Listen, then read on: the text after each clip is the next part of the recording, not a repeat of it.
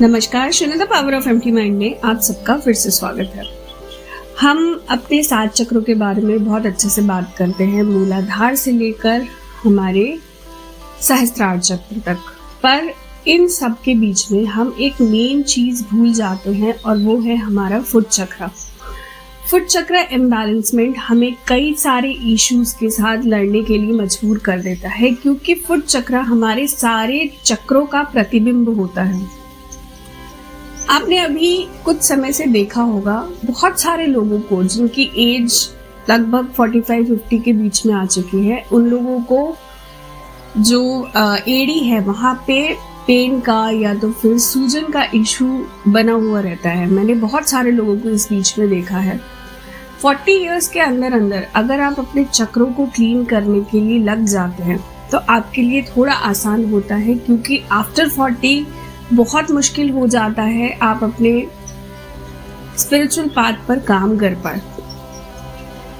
वैसे तो रूट चक्र के जितने सिम्टम्स होते हैं ब्लॉकेजेस के, लगभग सेम सिम्टम्स होते हैं फुट चक्र ब्लॉकेजेस के, पर क्योंकि ये पूरी बॉडी को ही कहीं ना कहीं रिप्रेजेंट करता है तो बहुत सारे इश्यूज जो है इससे रिलेट करते हैं। मैंने 2 पिक्चर्स अपने थंबनेल पे भी शो की है ताकि आपको समझ में आए कि कौन सी जगह पे कौन सा चक्र फुट में पता चलता है कि आपको दिक्कत है। हम में से जितने भी लोग आज की डेट में 4 से 5 साल से इस पाथ पर जुड़े हुए हैं या तो फिर इससे ज़्यादा जिनको हो चुका होगा, आपने रेगुलरली ये चीज़ नोटिस की होगी कि आपके पैर में किसी न किसी हिस्से में आपको दर्द ज़रूर होता होगा। कई बार पैरों के बीचों बीच होता है, कई बार एड़ी में होता है, कई बार फिंगर्स पे, अलग अलग फिंगर्स पे दर्द होना चालू हो जाता है। इसका कारण भी ये होता है कि चक्र एक बार में ओपन नहीं हो जाते। ओपन होने के बाद उनको बैलेंसिंग स्टेट पर आने होते हैं, और क्योंकि हम 3D वर्ल्ड में रहते हैं, हमारे चक्र हमेशा ऊपर नीचे होते रहते हैं। तो कई बार हमें ये सर्कल रिपीटेडली मिलता है कि हमारे किसी एक जगह पे या किसी एक पॉइंट पे साइमल्टेनियसली दर्द बना हुआ रहता है।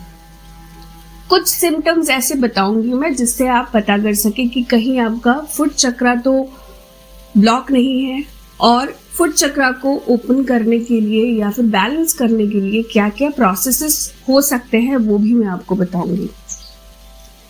अगर आपका फुट चक्र ब्लॉक है तो जैसा मैंने कहा कि रूट चक्र में जो जो प्रॉब्लम्स आती है, आपको कॉन्स्टिपेशन का इशू होगा, आपके लोअर बैक में पेन होगा, आपके पैरों में दर्द होगा, आपका वेट या तो फिर बहुत तेजी से बढ़ता होगा या बहुत तेजी से कम भी होता होगा।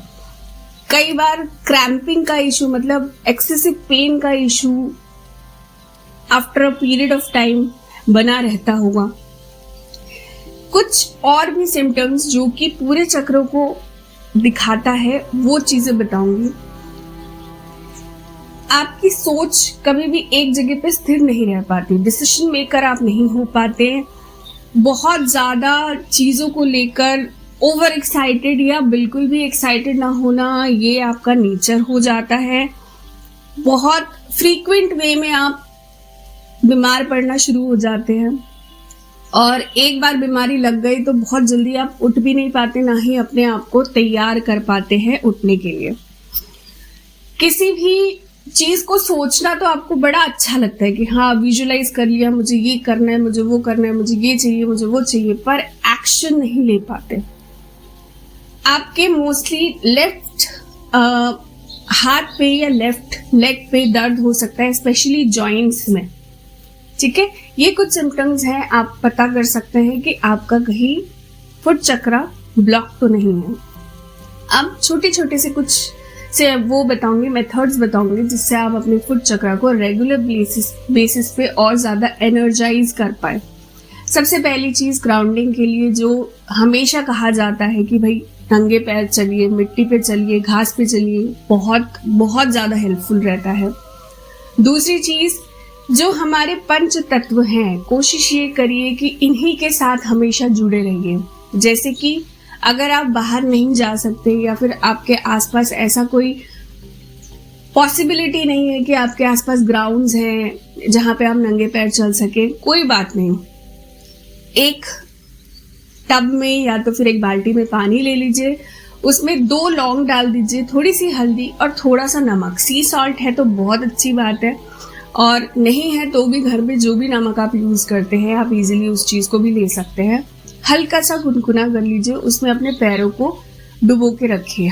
अगर आपको ये सिम्टम्स रेगुलर दिख रहे हैं तो स्टार्टिंग में आप कम से कम हफ्ते में 2 से 3 दिन करिए। जब ये चीज़ आपकी कम हो जाए तो हफ्ते में 1 दिन, और जब बिल्कुल ही कम हो जाए तो 15 दिन में 1 दिन कम से कम करने की आदत डाल लीजिए। बहुत ज़्यादा कुछ नहीं है, आप नहीं कर सकते, आपके पास समय नहीं है। आपने देखा होगा छोटे छोटे से ना पत्थर मिलते हैं जो कि सी के आसपास आपको दिख जाएंगे, या कहीं से भी, मतलब आजकल तो मिट्टी और रेत में भी ये चीज मिल जाती है। उनको इकट्ठा कर लीजिए जो थोड़े से वैसे हो कि नोकीले टाइप के ना हो। जब आपको ऐसा लगता है तो उनको बिछा लीजिए अच्छे से और उसके ऊपर खड़े हो जाइए। वो भी आपको काफी हद तक हेल्प करते हैं इन चीजों से बाहर निकलने के लिए। आशा करती हूँ मेरी इस छोटी सी वीडियो से आज आपने नया कुछ जरूर सीखा होगा और कुछ चीजें एक्स्ट्रा भी आपने जानी होगी। चैनल को लाइक और सब्सक्राइब करना ना भूलें। फैमिली को बढ़ाते रहिए। Thank you so very much.